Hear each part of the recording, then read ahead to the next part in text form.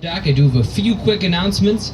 First of all, life jackets are located on the upper deck of this vessel in clearly marked containers. In the unlikely event of an emergency, one of our highly trained crew members will be stationed there to complete emergency instructions. And only if the captain deems necessary will you be issued a life vest. We've been out here for 20 years. We've never ever issued a life vest, so we don't see it being a problem today. Now a reminder for everyone on board today, please don't run anywhere on the boat. Please not put your feet on our handrails on the side of the boat as well. And just keep all your hands and feet inside of our windows as well. Restrooms are downstairs in the back of the boat. It's also a no smoking boat by state regulation. Your captain for today is Captain Mike. If you have any questions, comments, concerns, please feel free to see any one of the crew. With the smiling and extremely good-looking people in green and khaki. We'll do whatever we can to make your cruise out here more enjoyable. My name is David. Along the way, I'll be showing you some points of interest here on the Detroit River.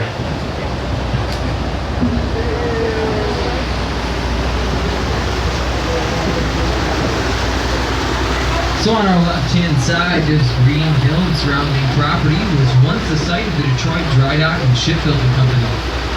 Now you're going to see where the shore cuts in here. That is the remains of a 375-foot-long dry dock completed in 1892. This is where wooden ships were repaired and built. In the later years, they installed engines and boilers into steel ships. The old Boblo steamer Columbia was outfitted here in 1902. And in 1880, young Henry Ford apprenticed in that building behind the slip as a machinist working on the engines. That building is now the Michigan Outdoor and Adventure Center. It has various scientific activities showing kids what type of fun they can have throughout Michigan's nature.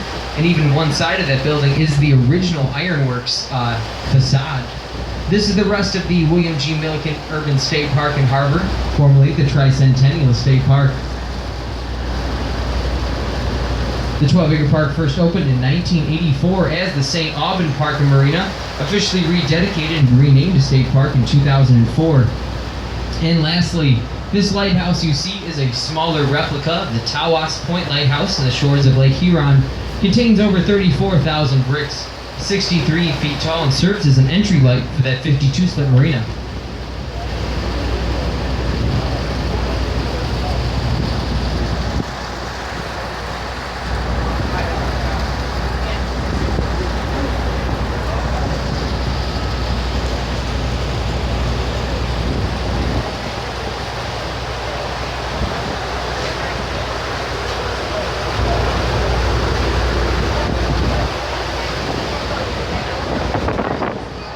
So on our left-hand side, as you guys know, the Detroit River is a very important shipping channel that connects all of the Great Lakes.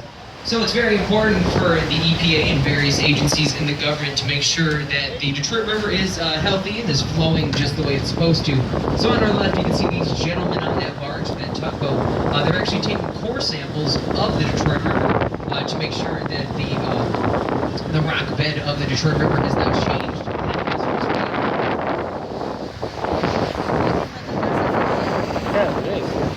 So we never just go walk in. We just go to the hotel over there and we walk up to here. That's why they're supposed to connect this, like not from the outside. They connect it from the inside. So on our left, they do it only like when they do those Great Bull shows. 1986 on this 9-acre site. That amphitheater you see seats 6,000 people covered with a tent-like shelter. Now concerts featuring well-known entertainers are held here throughout the summer months. Including coming into work today, I saw a billboard for Dinah Ross and the Supremes will be appearing at Shane Park sometime this year.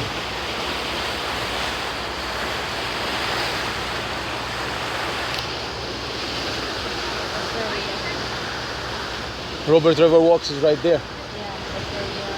Yeah, so that's it's like a cycle. They open it to go back, walk back on the sidewalk, go in the park and go back this way, and like step one, step out. Yeah. No, it's not connected here. Like you have to walk on the outside because this is left like an open marina.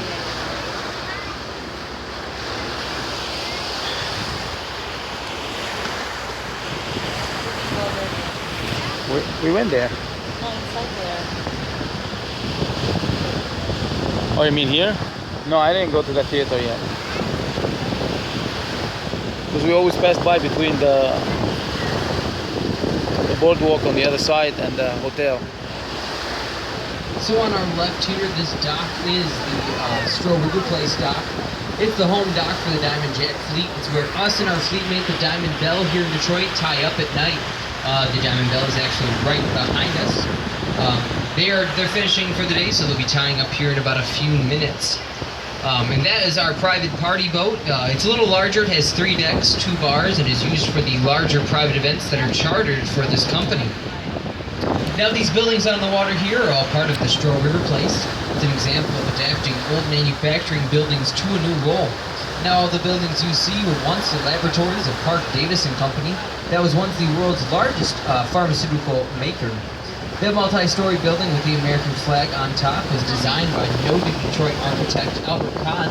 Houses the Stroh Corporation, the Rattlesnake Club, and the Everest Institute. You might remember the Stroh family name from their famous beer and ice cream brands here in the area. On the left here, this is the headquarters of the Talon Company, and the CEO of that company is a collector of rare American documents. He even has the letter of pardon from Gerald R. Ford to former President Nixon over the Watergate scandal. That's our favorite hotel. Yeah. They don't advertise for that.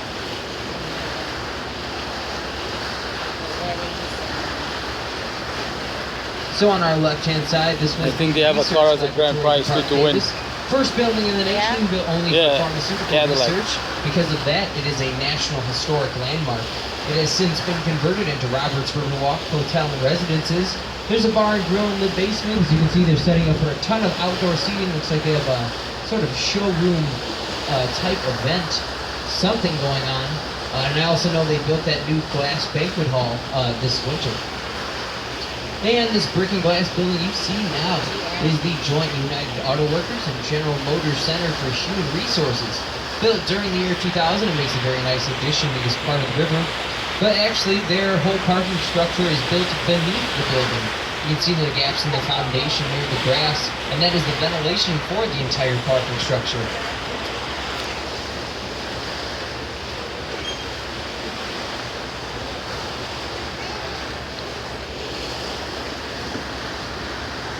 I like that because he's approaching close to the bridge. I think this is new. No, it's been there. No, this condo? Yeah. That's new. I've never seen this before. Maybe from there. But from outside when you drive. No, I did drive inside there. So only this tower is already were there. This building was here